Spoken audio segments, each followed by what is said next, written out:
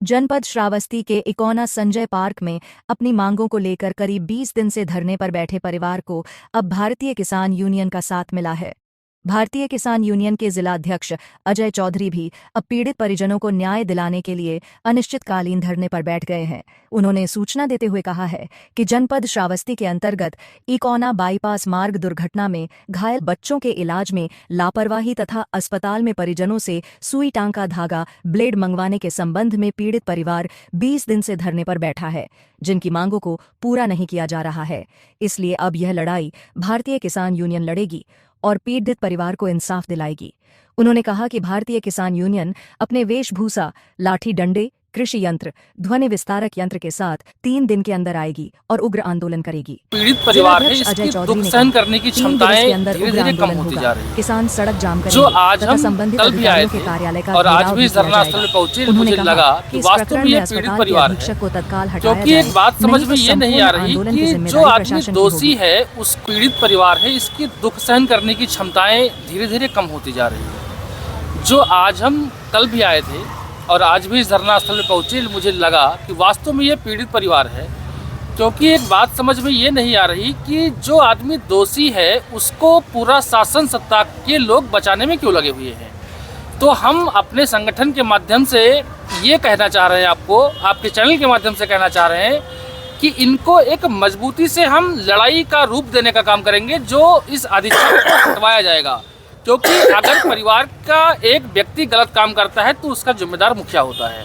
अगर मुखिया जिम्मेदार है तो फिर 2 फार्मासिस्ट डॉक्टरों की नियुक्ति वहाँ से हटा दी गई। तो अभी तक अधीक्षक किसके दबाव में आकर के नहीं हटाए जा रहे हैं, ये हम डीएम साहब से कल इस पर बात करेंगे। और आज चिट्ठी भी हमने लिखी है, 3 दिन का टाइम दिया है।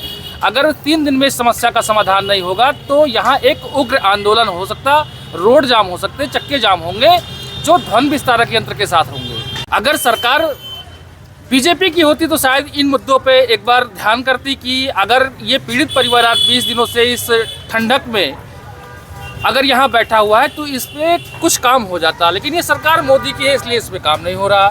तो हम संगठन को के माध्यम से इनकी बात शासन तक पहुँचाना चाहते हैं। इस पे अगर कार्रवाई नहीं हुई तो हमें उग्र आंदोलन करेंगे। भाई, ये एक जानकारी तो हमको ये पत्राचार के माध्यम से प्राप्त है, जो सोशल मीडिया के माध्यम से प्राप्त है कि जो पूर्व में जिलाधिकारी साहब अजय त्रिवेदी जी रहे, उनके द्वारा इनको दोषी बताया गया, इनका वेतन काटा गया और जो इसके बाद उनका ट्रांसफ़र हो गया। तो क्या उनके ट्रांसफ़र होने से ये दोषी नहीं है या प्रशासन इन पर कार्रवाई नहीं करना चाहता है? ये बात का जवाब हमें प्रशासन देगा कि अब तक इतने दिनों से इस मामले पे लीपापोती क्यों की जा रही है, किस आदमी का इस पे संरक्षण प्राप्त है।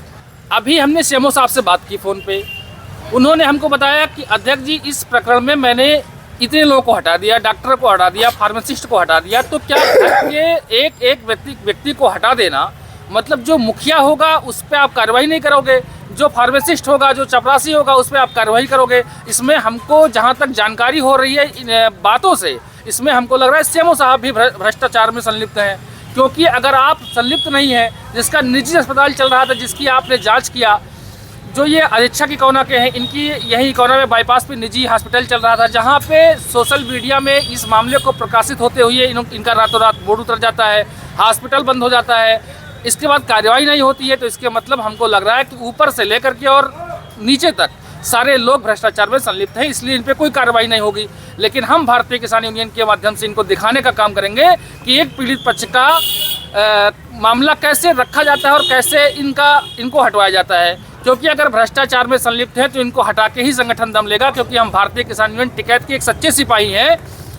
हम टिकने वाले हैं, हम झुकने वाले नहीं हैं, हम पीठ पे गोली खाने वाले नहीं हैं, हम सीने पे गोली खाने वाले लोग हैं। आपको एक बात का विश्वास दिलाते हैं कि दिल्ली के बॉर्डर पर 13 महीने आंदोलन चला, लेकिन चौधरी साहब के संघर्षों से, उत्तर प्रदेश के किसानों के संघर्षों से, पूरे राष्ट्र के किसानों के संघर्षों से मोदी जी को अगर पीछे हटना पड़ा तो इन डॉक्टरों को भी हम अच्छी सीख देंगे संगठन के माध्यम से। इसमें हम तो हालांकि आज मैं यहाँ आ गया हूँ और इस समस्या का समाधान जब तक नहीं होगा तब तक इस धरना स्थल से हम नहीं हटने वाले।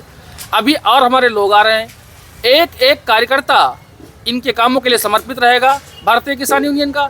आज ब्लॉक गिलौला के लोग आएंगे, कल जमुना की टीम आएगी, परसों हरियतपुर रानी की आएगी, सिरसिया की, ऐसे एक बड़े तादाद में यहाँ भीड़ रहेगी। और इसके बाद हम विचार करेंगे, उस पर डिसीजन लेंगे। हमने तो अवगत ही करा दिया आपको कि उग्र आंदोलन भी हो सकता है, रोड जाम भी हो सकती है। अगर कहीं प्रशासन ने थोड़ा सा भी आनाकानी की तो हम जिलाधिकारी कार्यालय का घेराव भी करेंगे, हम उनसे बातचीत करेंगे। अगर समस्या के आखिरी पायदान तक हम पीड़ित परिवार के साथ हैं। देखिए, ये जानकारी पूरे हमको ही क्या, सोशल मीडिया के माध्यम से पूरे देश और प्रदेश में ये जानकारी है कि एक ही परिवार के 3 बच्चों का सुबह मॉर्निंग वॉक घूमने जाने के लिए गए हुए थे, जहाँ पे एक्सीडेंट होता है और वहाँ के स्थानीय लोगों के द्वारा और परिवार के लोगों के द्वारा इनको एम्बुलेंस के माध्यम से सामुदायिक स्वास्थ्य केंद्र निकौना ले जाया जाता है। जहाँ पे बच्चे पहुँचते हैं, इसके बाद में ये पता चलता है परिवार वालों को कि ना यहाँ टाका है, ना धागा है, ना सुई है। इनको लेने के लिए जो भी वहाँ कर्मचारी उपस्थित होते हैं वो मेडिकल पे भेज देते हैं, बाहर दुकानों पे। जो इन्होंने बाहर से ख़रीदा हुआ धागा और सुई है, जो कुछ भी इन्होंने ख़रीदा, उसका प्रमाण इनके पास है। अगर इसी मामले को लेकर के शासन, प्रशासन, सरकार, सारे लोग यहाँ से लेकर के और अधिक से अधिक लोगों को जानकारी है कि इस प्रकरण में लंबे समय से धरना चल रहा है। ऐसे जानकारी हमें हुई कि इनके परिवार में एक बच्चे की डेथ हो जाती है, दूसरा बच्चा आज भी हॉस्पिटल में एडमिट है, तीसरे बच्चे की भी तबीयत ठीक है, लेकिन सुख दुख में शामिल होना भारतीय किसान यूनियन का एक संवैधानिक तरीके से बाबा महेंद्र सिंह टिकैत के सिद्धांतों पर चलने वाला संगठन है और किसानों के आखिरी सांस तक हम लड़ते रहेंगे।